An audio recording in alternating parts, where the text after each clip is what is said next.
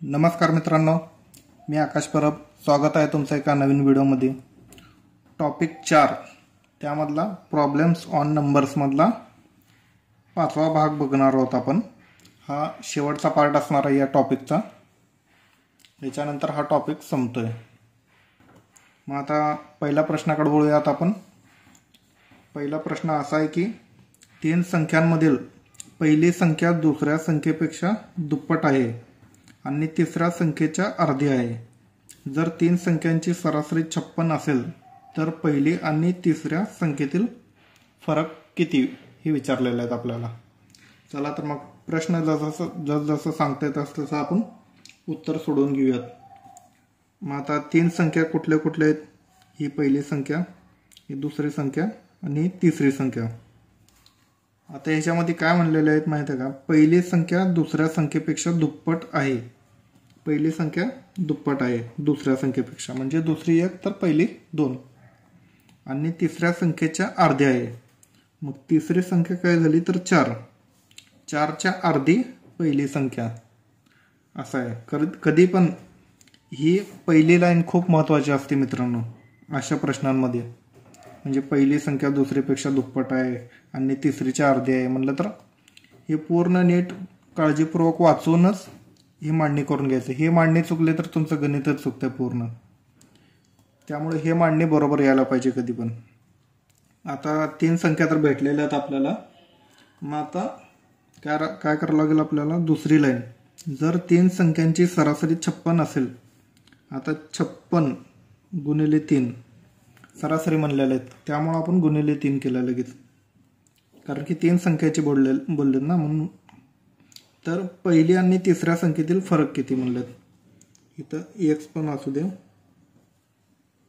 मग आता 56 गुणिले 3 साइन त्रिकम 18, 18ला 8, हातचा आला 1, 5 त्रिकम 15 आणि 1 16, 168.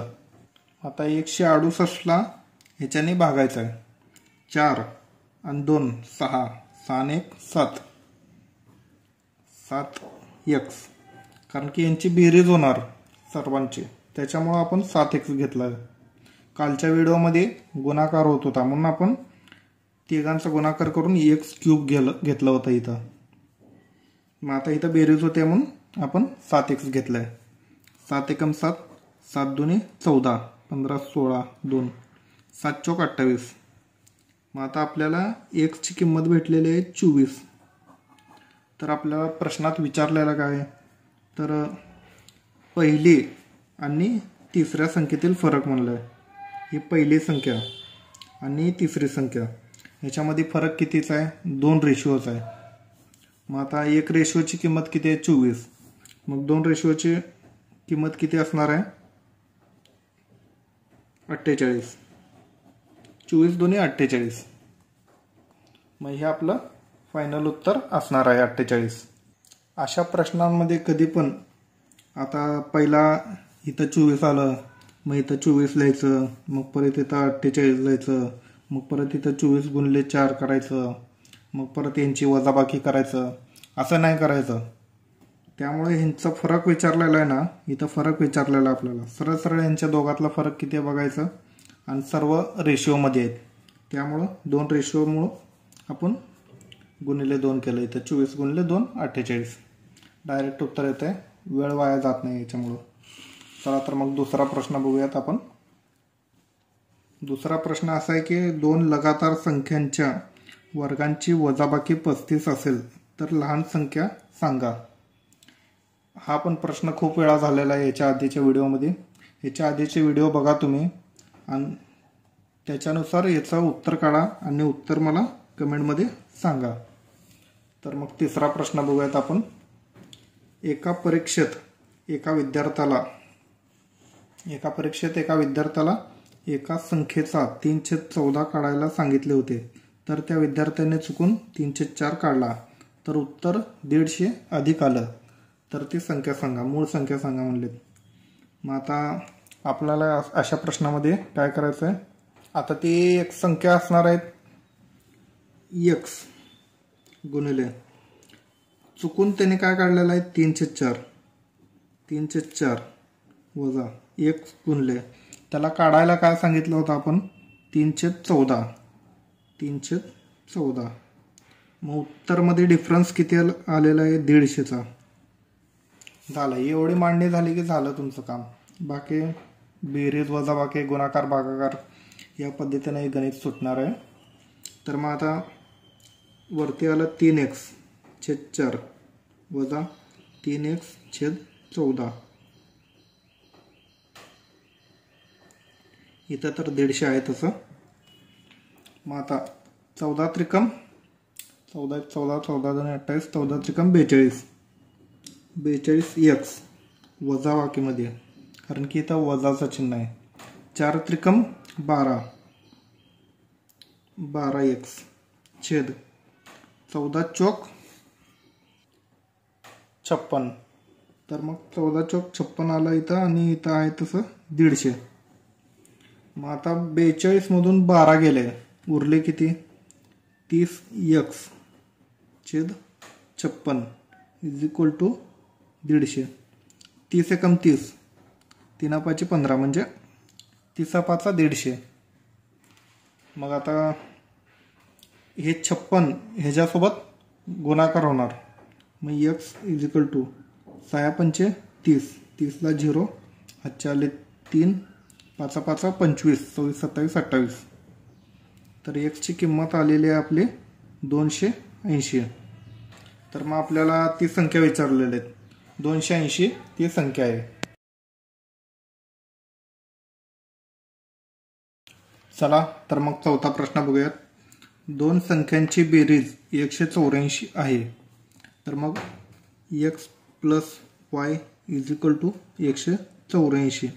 आता दोन संख्यांची बेरीज आपण मांडून घेतलेली आहे. इथं बॉक्स करून टाकू त्याला, म्हणजे लक्षात राहील.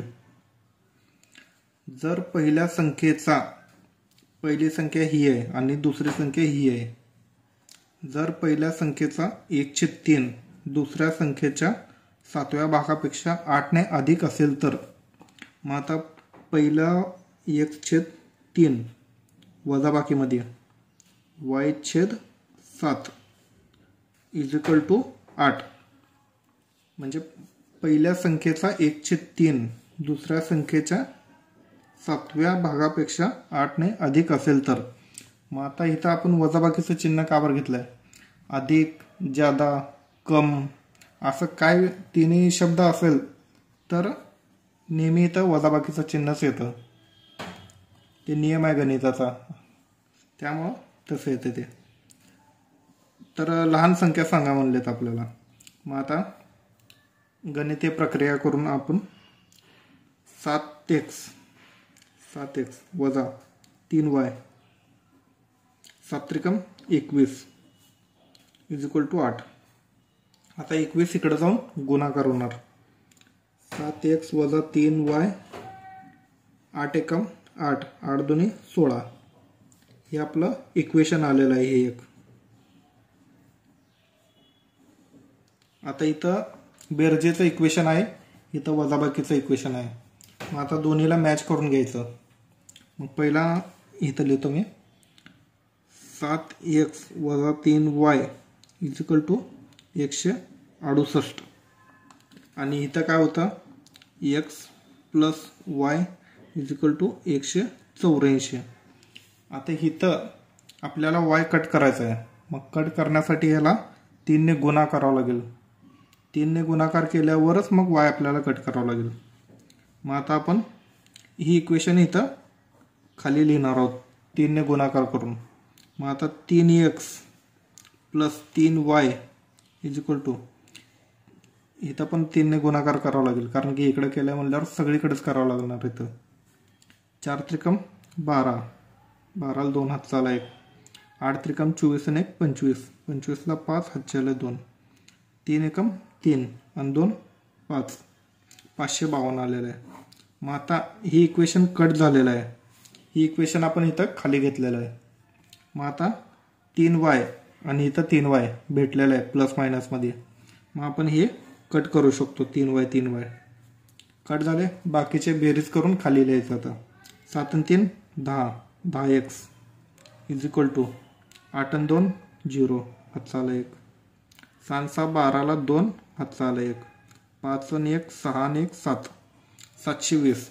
0ला 0 गेला म्हणजे एक्सची किंमत आपल्याला किती भेटली तर इथं 72 भेटलेली आहे. मग आता प्रश्नामध्ये म्हणलेलं काय तर लहान संख्या सांगा म्हणलेल्या आहेत. मग आता आपल्याला काय करावं लागेल, ही 72 इक्वेशन ह्या इक्वेशनमध्ये ठेवावं लागेल. म्हणजे एक्सच्या ठिकाणी 72 plus Y is equal to 184. आता ह्याच्यातून एक्सची किंमत तर भेटलेली आहे आपल्याला. आता आपण वायची किंमत काढणार आहोत. 72 बरोबरच्या तिकडे गेल्यानंतर काय होईल, वजा होईल. मग आपल्याला 72 तिकडे घेऊन जायचं आहे. वजा बाकीमध्ये 2 7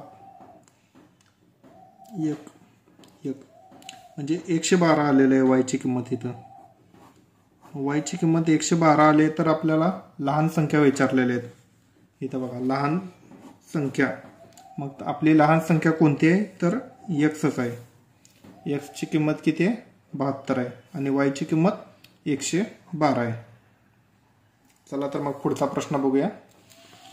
5वा प्रश्न. आता 5व्या प्रश्नात काय विचारलं आपल्याला, हा पण प्रश्न खूप वेळा झाला याच्या आधीच्या व्हिडिओमध्ये. फक्त इथं एवढ्यासाठी हा प्रश्न मी तुम्हाला सोडवून दाखवणार आहे. आता 4 लगातार संख्या ABCD आहेत. आता 4 संख्या त्यांनी दिलेल्या आहेत आपल्याला. मांडून घेऊया आपण पहिल्यांदा.